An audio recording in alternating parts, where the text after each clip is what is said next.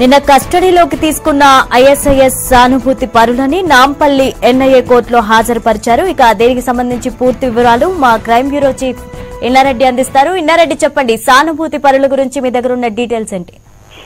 లావణ్య, నిన్న ఏమైతే కేంద్ర ఇంటెలిజెన్స్ హెచ్చరికల మేరకు నేషనల్ ఇన్వెస్టిగేషన్ ఏజెన్సీ ఏమైతే పక్కా సమాచారం మేరకు దాడులు చేసి దాదాపు 11 మంది అనుభవం తీసుకుని 11 మందిలో 5గురు పక్కాగా టెర్రరిస్ట్ యాక్టివిటీస్ లో పాల్గొనడానికి సిద్ధపడ్డ వాళ్ళని చెప్పేసి కూడా చాలా స్పష్టంగా సమాచారం అంతా ఉంది. ఈ సమాచారం మేరకు దాడి చేసి పట్టుకుని, అంటే లోకల్ పోలీస్ సహాయంతో నేషనల్ ఇన్వెస్టిగేషన్ ఏజెన్సీ దాడి చేసి పట్టుకున్నప్పుడు దాంట్లో వీళ్ళకి సంబంధించి పూర్తి స్థాయిలో ఉగ్రవాద సాహిత్యంతో పాటు భారీ ఎత్తున పేలుడు సామగ్రి, 15 లక్షల రూపాయల నగదు, అలాగే మారణాయుధాలు కూడా దొరికాయి.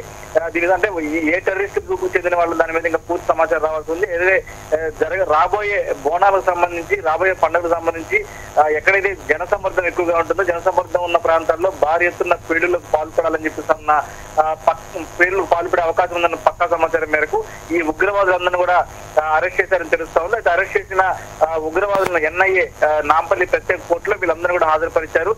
వీళ్ళందరినీ హాజరుపరిచిన తర్వాత ట్రాన్స్లేటర్ పిటిషన్ దాఖలు చేసి మళ్ళీ తిరిగి వీళ్ళందరూ కూడా ఢిల్లీ తీసుకోవడానికి ఎన్ఐఏ ప్రత్యేక బృందం ఒకటి హైదరాబాద్ చేరుకుంది. మరి కాసేపట్లో వీళ్ళని కోర్టులో ప్రొడ్యూస్ చేసిన తర్వాత తిరిగి తమ కస్టడీ తీసుకొని ఢిల్లీ తీసుకునే అవకాశం ఉంది. ఏదేమైనప్పటికీ హైదరాబాద్ నగరంలో జరగబోయే భారీ విధ్వంస కుట్రను ఎన్ఐఏ అధికారులు భగ్నం చేసినట్టుగా చెప్పుకోవచ్చు.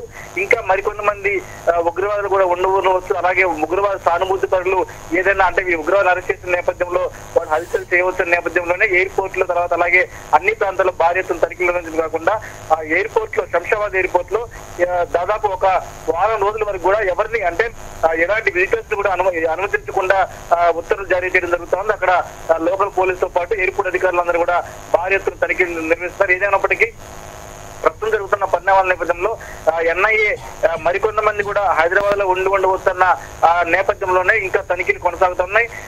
దీనికి సంబంధించి ఎన్ఐఏ ఒక ప్రత్యేక బృందం కూడా హైదరాబాద్ చేరుకుని తెలుస్తా ఉంది. Lavanya, right, thank you Inna Reddy.